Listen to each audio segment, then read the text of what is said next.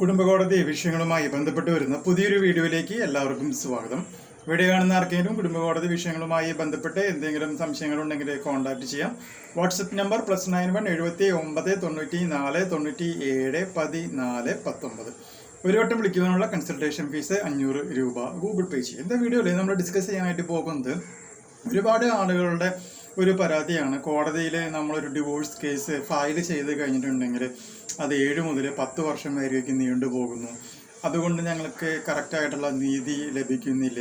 Case ഇങ്ങനെ വലിച്ചു നീട്ടിക്കൊണ്ടു പോകേണ്ട ആവശ്യം കോടതിക്ക് എന്താണ് എന്നൊക്കെ പറഞ്ഞുകൊണ്ട് കോടതിനെ ഒരുപാട് ആളുകൾ അധിക്ഷേപിക്കുന്ന അല്ലെങ്കിൽ കോടതിയോട് പരാതിപ്പെടുന്ന പോലത്തെ ഒരുപാട് കാര്യങ്ങൾ നമ്മൾ കണ്ടുവരാറുണ്ട്. സത്യത്തിൽ കോടതിയാണോ ഇവിടെ തെറ്റുകാരി എന്നുള്ളതാണ് നമ്മുടെ ചോദ്യം. അല്ല എന്നുള്ളതാണ് അതിൻ്റെ ഉത്തരം. അതിനുള്ള ഒരു എക്സാമ്പിൾ ഞാൻ പറയാം. അതായത് ഒരു കേസ് മിനിമം പെട്ടെന്ന് തീരേണ്ട ഒരു കേസ് 2-3 കൊല്ലം നീണ്ടു പോയിട്ടുള്ള ഒരു ചെറിയൊരു ഇൻസിഡൻറ്റ് ഞാൻ ആദ്യം ഒന്ന് പറയാം. നിങ്ങളുടെ ലൈഫിലും അങ്ങനെ സംഭവിച്ചിട്ടുണ്ടോ എന്നുള്ളതൊന്ന് ചെക്ക് ചെയ്യാം. അതായത് 2023 ഡിസംബർ 12-ാം തീയതി ഒരു കുടുംബ കോടതിയിൽ കേസ് വിളിക്കുന്ന ഡേറ്റ് ആയിരുന്നു.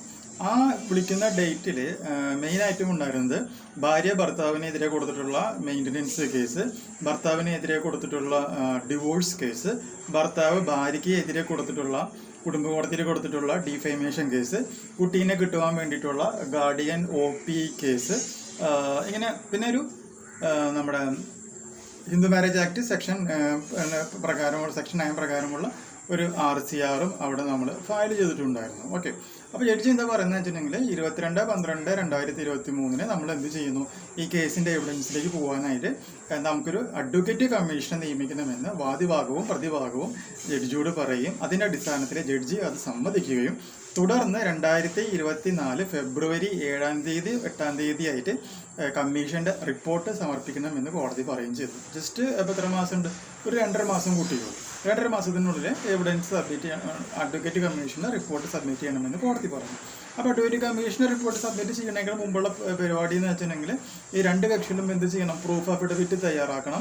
ഇത്തരം കേസുകളുടെ പ്രൂഫ് അഫിഡവിറ്റ് തയ്യാറാക്കണം. ഇവർക്ക് പറയാനുള്ള അലിഗേഷൻസിനെ ബേസ് ചെയ്തുകൊണ്ടുള്ള തെളിവുകൾ തയ്യാറാക്കണം. ഇത്രയും കാര്യങ്ങൾ അവർ കോടതിയിൽ സബ്മിറ്റ് ചെയ്ത് കഴിഞ്ഞിട്ടുണ്ടെങ്കിൽ ഉടൻ തന്നെ കമ്മീഷൻ എന്ത് ചെയ്യുന്നു, ഇറങ്ങി വരുന്നു. കമ്മീഷൻ 2 കക്ഷികളെയും ചോദ്യം ചെയ്യുന്നു. ആ ചോദ്യം ചെയ്തതിൻ്റെ ആ ഒരു സമ്മറി സമ്മറിയല്ല, എഴുതിയ കാര്യങ്ങൾ മുഴുവനും എന്ത് ചെയ്യുന്നു, കോടതിയിൽ സബ്മിറ്റ് ചെയ്യുന്നു. കാര്യങ്ങൾ ശരിയാകുന്നു. പിന്നെ ബാക്കി കോടതിയാണ് ഡീൽ ചെയ്യുന്നത്. പക്ഷേ ഇവിടെ സംഭവിച്ചത് എന്താണ്, കക്ഷികൾക്ക് നിയമത്തെ പറ്റിയിട്ട് വലിയ ധാരണയുണ്ടായിരുന്നില്ല. അപ്പോൾ പ്രൂഫ് അഫിഡവിറ്റ് ഈ പറയുന്ന 2023 സബ്മിറ്റ് ചെയ്യേണ്ട പ്രൂഫ് അഫിഡവിറ്റ് കേസ് കൊടുത്ത പെണ്ണിൻ്റെ വക്കീൽ എന്താണെന്നറിയോ പ്രൂഫ് അഫിഡവിറ്റ് സബ്മിറ്റ് ചെയ്തത് 2025 മാർച്ചിലാണ് സബ്മിറ്റ് ചെയ്തത്. അത് സബ്മിറ്റ് ചെയ്ത് 2 ആഴ്ച കഴിഞ്ഞിട്ടാണ് ഈ പറയുന്ന ഭർത്താവിൻ്റെ വക്കീൽ പ്രൂഫ് അഫിഡവിറ്റ് സബ്മിറ്റ് ചെയ്തത്. അപ്പോൾ എത്ര കൊല്ലം പോയി? 1.5 കൊല്ലമാണ് ഈ കേസിൻ്റെ അല്ലെങ്കിൽ നിയമം അറിയാത്തത് കൊണ്ട് ഭാര്യയ്ക്കും ഭർത്താവിനും അവരുടെ ജീവിതത്തിൽ നിന്ന് കോടതിയിലേക്ക് കേസ് നടത്താൻ വേണ്ടി വെറുതെ നഷ്ടപ്പെടുത്തി കളഞ്ഞത്. അപ്പോൾ പ്രൂഫ് അഫിഡവിറ്റ് കറക്റ്റായിട്ട് സബ്മിറ്റ് ചെയ്തിരുന്നുവെന്നുണ്ടെങ്കിൽ കറക്റ്റായിട്ട് കേസ് കഴിഞ്ഞ് അവർക്ക് അവരുടേതായിട്ടുള്ള ജീവിതം നയിക്കാമായിരുന്നു. പക്ഷേ കേസ് അനാവശ്യമായി നീട്ടിക്കൊണ്ടുപോയി പ്രൂഫ് അഫിഡവിറ്റ് സബ്മിറ്റ് ചെയ്യാതെ അതിൻ്റെ അവസാന നിമിഷം വരെ നീട്ടിക്കൊണ്ടുപോയി കേസ് ഇത്രയും അലമ്പാക്കാണ് ചെയ്തിട്ടുള്ളത്. മനസ്സിലാവും. അതിൻ്റെ അവസാനം ഭയങ്കര ഹറിബറി ആയിട്ടുള്ള ഒരവസ്ഥയിലേക്ക് ഈ കേസ് എത്തുകയുമാണ് ചെയ്തിട്ടുള്ളത്. അപ്പോഴേക്കും പലർക്കും ഭർത്താവിനും ഭാര്യയ്ക്കും ജോലിയുണ്ട്, അവരുടെ ലൈഫ് സ്റ്റൈൽ മാറുന്നു, പറഞ്ഞ പോലെ വരാൻ പറ്റാത്ത അവസ്ഥ വരുന്നു.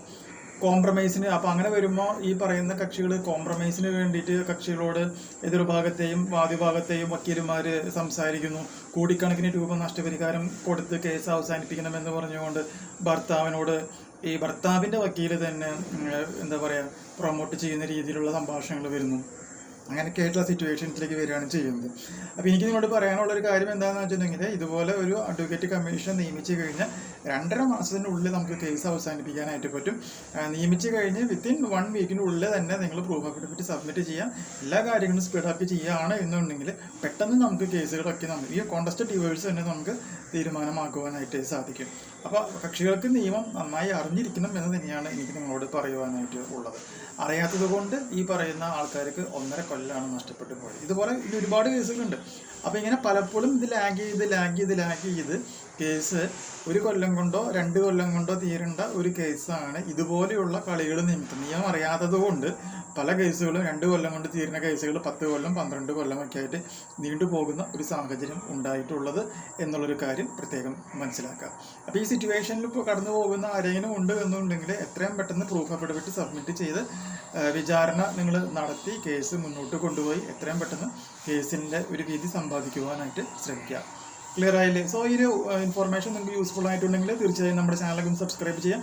തൊട്ടടുത്ത് കാണുന്ന ആ ബെൽ ബട്ടണും എനേബിൾ ചെയ്യുക. പുതിയൊരു വീഡിയോ ആയിട്ട് വീണ്ടും കാണാം. ബൈ.